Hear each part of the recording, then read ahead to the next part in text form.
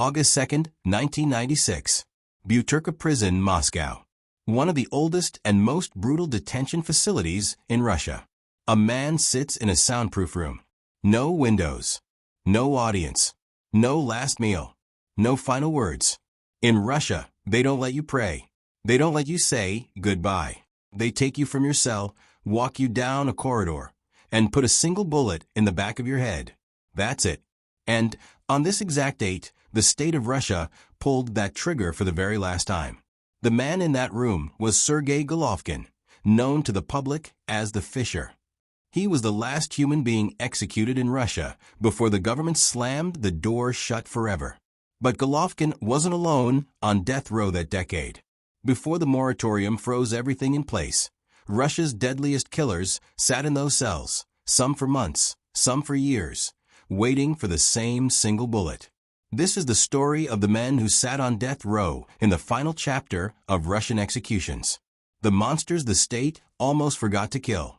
Before we go inside those cells, if you're into true crime from behind the Iron Curtain, cases the Western media never covered, hit that subscribe button right now.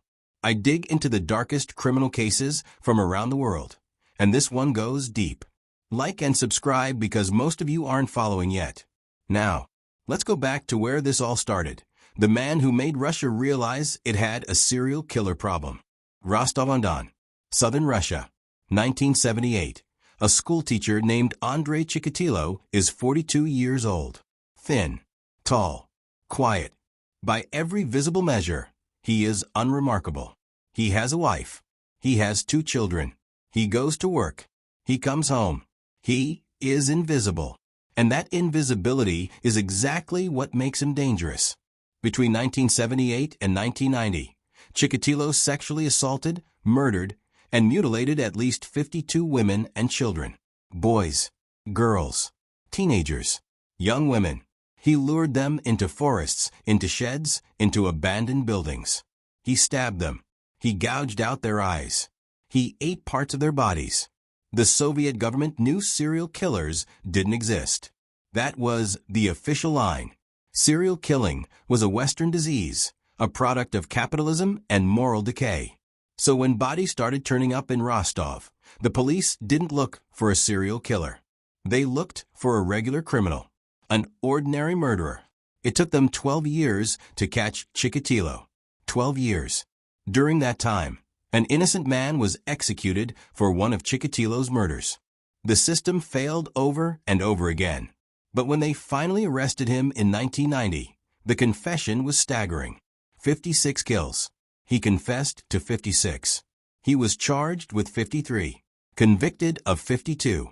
At his trial in 1992, Chikatilo was kept in an iron cage in the courtroom. He didn't sit still. He rolled his eyes. He sang. He shouted at the judge. He dropped his trousers and waved his genitals at the crowd. The relatives of his victims screamed for his death. The judge sentenced him to 52 counts of death, one for every life he took. Novocherkassk prison, Rostov Oblast. This is where Chikatilo spent the final 16 months of his life. Death row in Russia is not like what you see in American films. There is no individual cell block with a long corridor and inmates looking out through bars. Death row inmates in Russia are kept in isolation. Small cells. Concrete. Cold. The fluorescent lights stay on around the clock. There is no yard time. No television. No contact with other prisoners. You eat alone. You sleep alone. You wait alone. The government controls everything about your existence. And the one thing they won't tell you is when it ends. In Russia, executions are carried out in secret. The prisoner is not told the date in advance. They are not given a final meal. They are simply taken from their cell one day, walked down a hallway, into a soundproofed room, and shot. A single bullet. Back of the head. It's over in seconds. But the waiting can last months. Or years. Chikatilo waited 16 months. He filed an appeal to the Supreme Court. It was rejected in the summer of 1993. He then filed a final plea for clemency directly to President Boris Yeltsin. Yeltsin rejected it on January 4, 1994. 41 days later, on February 14th, Valentine's Day, Chikatilo was taken from his cell, walked to the soundproof room, and executed with a single gunshot behind the right ear. He was buried in an unmarked grave inside the prison cemetery. No marker, no name, nothing. But Chikatilo wasn't the only monster rotting on death row in that era. 3 years before Chikatilo was executed, another killer sat in the exact same prison, Novocherkassk, death row. His name was Anatoly Slivko, and his crimes were somehow even more calculated. Slivko was a youth club leader in the southern Russian city of Novocherkassk. He ran a club called Churjid. He was beloved by parents. He won awards. Newspapers wrote about him. He was the model citizen, a husband, a father of 2, a man devoted to helping children. Behind that mask, Slivko spent 20 years hunting boys. Between 1964 and 1985, he convinced at least 43 teenage boys to participate in what he called experiments. He told them the hanging would stretch their spines and make them taller. The boys trusted him. He would hang them by the neck until they lost consciousness. Then he would sexually assault them while they were unconscious. Most of the boys survived. They woke up with no memory of what had happened. But 7 of them didn't survive. 7 boys died during the hangings. Slivko dismembered their bodies. He burned some of them with gasoline. And he filmed everything. Every single act. On camera. He kept the films. He kept photographs. He kept the shoes from his victims as trophies. For 21 years, nobody suspected him. Until 1985, when a prosecutor started asking questions about missing boys connected to the Churjid Club. Slivko was arrested in December 1985. He confessed. He led investigators to 6 of the 7 bodies. He was sentenced to death in June 1986. And then he sat on death row at Novocherkassk prison for 3 years. September 16, 1989. Slivko's last day alive. But he didn't know that. On death row in Russia, you are never told when the execution will happen.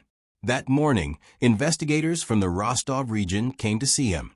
They were hunting a serial killer, an unidentified man who had been murdering women and children across southern Russia for over a decade. They needed Slivko's help. They needed to understand how a killer like him thought. Slivko agreed to the interview. He sat with the investigators for hours. He answered their questions. He offered his perspective on how offenders operated, how they selected victims, how they avoided detection. The lead investigator, a procurator named Isa Kostoyev, sat across from Slivko and listened.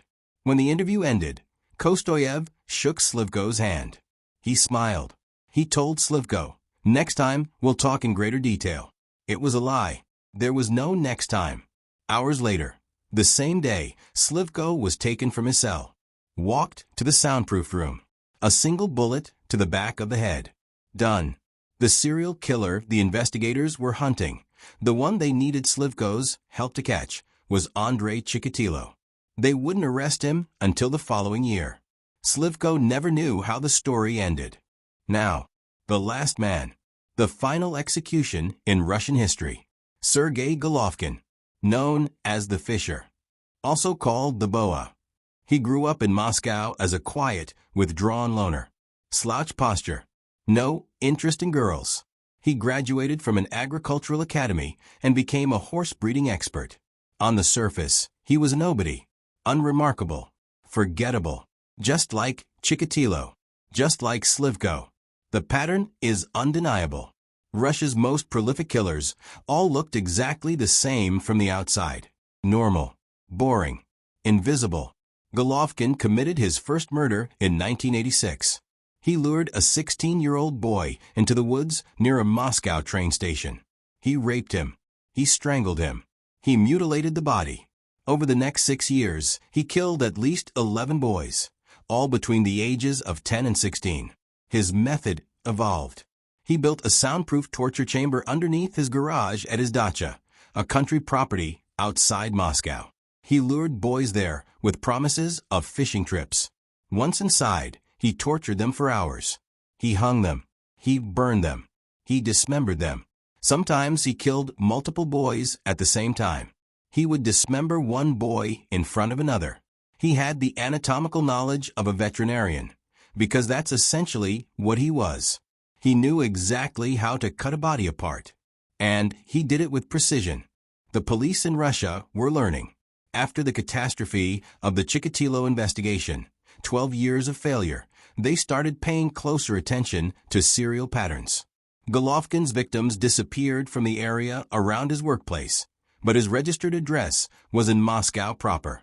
That discrepancy kept investigators from connecting him to the disappearances for years. But by the early 1990s, the investigating team was building a profile. They linked the earlier killings to the later ones. They narrowed the geographic area. And in October 1992, they arrested Golovkin. He confessed immediately. He didn't fight it. He didn't deny anything. He took investigators to his garage. He showed them the torture chamber. The artifacts they found inside were described by prosecutors as macabre beyond comprehension. Golovkin was tried in 1993. He was sentenced to death for 11 murders. The trial did not last long. The evidence was overwhelming. There was nothing to argue. He was guilty. Everyone in that courtroom knew it. And everyone knew what was coming. By 1996, something was changing in Russia. The country had joined the Council of Europe in February of that year. And one of the conditions for membership was a moratorium on capital punishment. Russia promised to stop executing people. Formally. Officially. But the promise was hollow. In the first half of 1996 alone, at least 53 executions were carried out, in direct violation of the commitment Russia had just made to the international community. The Council of Europe found out. They were furious. They issued ultimatums. They threatened to expel Russia entirely. And slowly, under enormous international pressure, Russia actually stopped. The last confirmed execution was on August 2, 1996. Sergey Golovkin, shot in the back of the head at Butyrka prison. Some reports suggest another unnamed prisoner was executed later that same month. But Golovkin is the name history remembers. After him, the guns went silent. Forever. Here's the thing nobody wants to say out loud. After Russia stopped executing people, the killing didn't stop. It just changed. Alexander Pichushkin was 18 years old in 1992, the same year Golovkin was arrested. He committed his first murder that same year. A classmate. Strangled. Thrown into a sewer entrance in Butyrka Park, southwest Moscow. Then he stopped. For 9 years, he stopped killing. But in 2001, something reignited him. He started again. Between 2001 and 2006, Pichushkin killed at least 49 people, all in Butyrka Park. He became known as the chessboard killer because his goal was to kill 64 people, one for every square on a chessboard. He lured victims with vodka, with promises of visiting his dog's grave. Simple tricks. Simple lies. He was arrested in 2006, tried in 2007, and sentenced to life imprisonment, not death. Because death was no longer an option. The moratorium was in place. Pichushkin, a man who killed 49 people, is alive today. As of 2025, he sits in solitary confinement at a penal colony called Polar Owl in the Russian Arctic. He is breathing. He is eating. He is waiting. And he will wait for decades more. Mikhail Popkov, a former police officer from Irkutsk, Siberia. Between 1992 and 2011, he murdered at least 84 women, possibly more. A police source suspects his true body count is closer to 200. He used his police car to offer women rides at night. Then he drove them to remote locations. And he killed them. He was sentenced to life in prison, not death. Because of the moratorium. He is alive. He is breathing. He is in a cell somewhere in Russia right now. And the families of his victims will never see justice, not the kind they wanted. In 2024, after a terrorist attack at a concert hall near Moscow killed over 140 people, Russian politicians began calling for the death penalty to come back. Public surveys showed more than 50% of Russians supported it. The head of Russia's Criminal Investigation Agency urged President Putin to lift the moratorium by decree. Putin has not done it. Not yet. But Russia left the Council of Europe in 2022, the organization that demanded the moratorium in the first place. The legal barrier is thin. The Constitutional Court's 2009 ruling is the only thing standing between Russia and the firing squad. And that court has already hinted it might reconsider.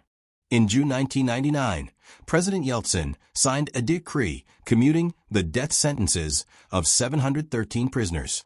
All of them were sitting on death row. All of them had been sentenced to die. With a single signature, their sentences were reduced to life imprisonment or 25 years. 713 men. Some of them had been waiting on death row for years. Some of them had killed dozens of people.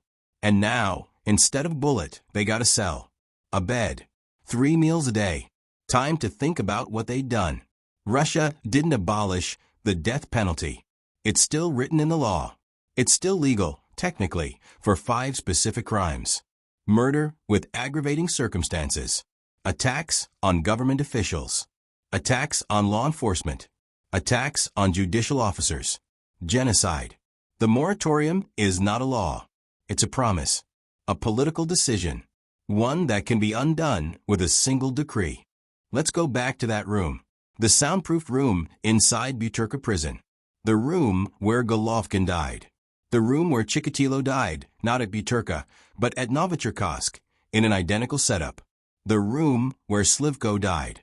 In Russia, executions are carried out privately by shooting. That's the law. The prisoner is not told the date. The prisoner is not given a final meal. The prisoner's family is not informed in advance. They find out after the fact, sometimes weeks later. The body is buried in an unmarked grave inside the prison cemetery. No headstone. No name. The state erases you completely. Not just your life, your existence. And the man who pulls the trigger, he is never identified. He is never named. He is never celebrated or condemned.